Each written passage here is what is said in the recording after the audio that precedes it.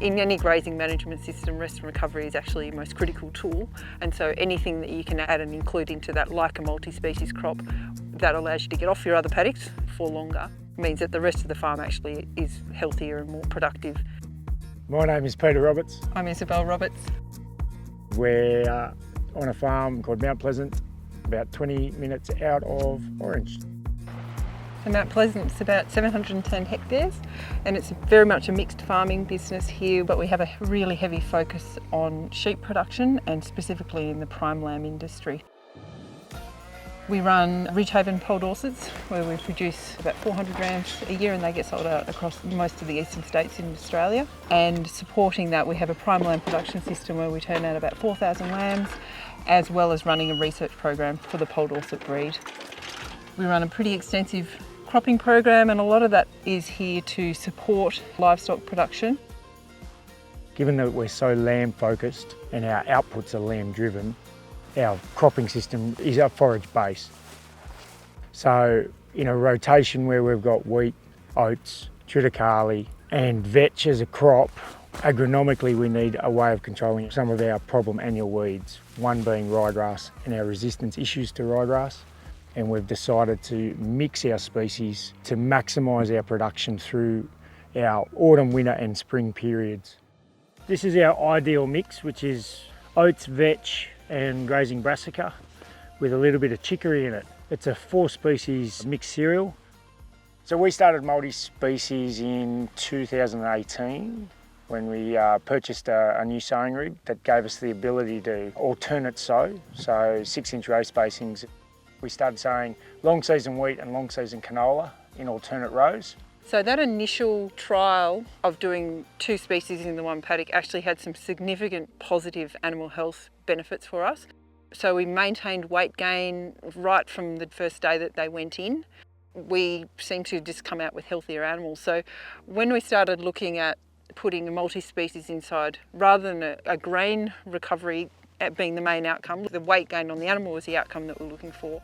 I think anything that you can add into your system that just allows your animal to be in their natural normal state out in the paddock and being happy and healthy, and they've got plenty to eat and they've got exactly what they need to eat, means that your production at the other end and on-farm profitability at the other end actually is just sitting there waiting.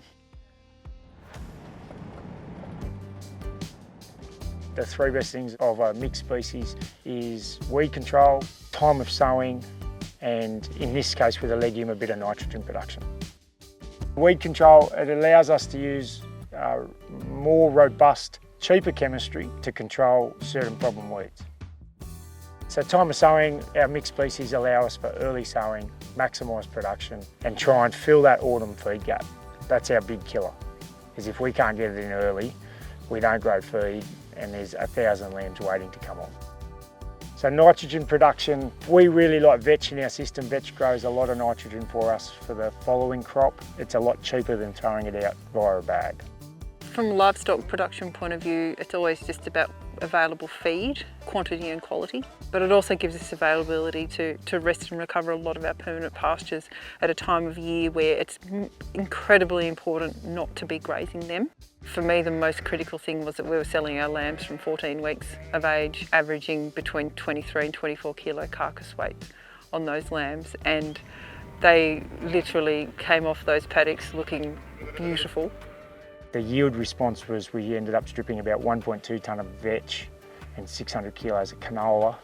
So we had to grade that to sell it, but economically wise, it's a sensational outcome for those paddocks. The biggest challenge from a mixed species point of view is actually managing the grazing. If you overgraze one particular species, then its recovery time potentially is completely limited or gone. Generally you have to wait until the slowest species in there is ready to graze, which means that potentially some other species have got to wait. As you can see, like the biomass really at the moment is coming out of the oats, but the thing that's slowing us back at the moment is the brassica component. The sheep will come in here next week, but we're going earlier on the brassica here because otherwise the oats are going to get away and really limit us. So that's the compromise of a mixed species. The mixed species really starts to work its magic once you actually know what you've got and what you're trying to work with and what you're trying to achieve. So there's a rotation question that happens first. And then secondly, when is the paddock going to be needed and what sort of extended period of time we want? Are we looking to take it through to any sort of harvest? So do we want to strip grain off it?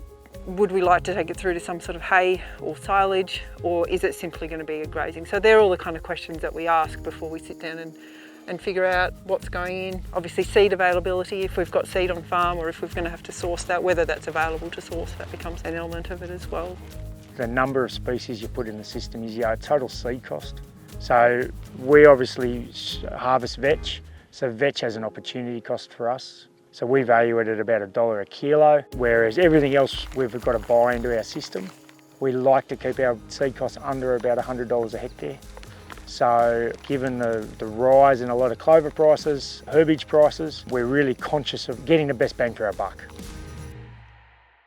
I think the question in around how many species do you put into a multi-species? Obviously you can put as many as you like, but the reality is you've got to get value out of all of them. For us, 3 to 5 is kind of where that sits, because you get variety in the diet, you get different growing periods for those particular ones, and if you start including a lot more than 3 to 5, you've probably put one in there that you're never going to look after. We pick our species purely for an agronomic response. Really the key driver is weed control. If we can't control it, we'll blow the paddock out. And what's going to get us to the outcome that we want next year while maintaining production this year. Every season produces amazing opportunities. You've got to be in the right mindset and in the right place and have the right tools around you just to take advantage of it. Mixed species give you that opportunity to have multiple bites of the cherry because no one knows what spring's going to bring us. But if you can put something inside your system like a multi-species fodder crop that actually allows you to be flexible and move to more than one desired outcome, doesn't matter what happens in front of you, you can still achieve something. So you're taking advantage of flexible climatic circumstances by putting a flexible fodder production inside of that, and so the two of them kind of just sit hand in hand, and it de-risks and reduces your stress too, because you know you're going to have feed when you need it.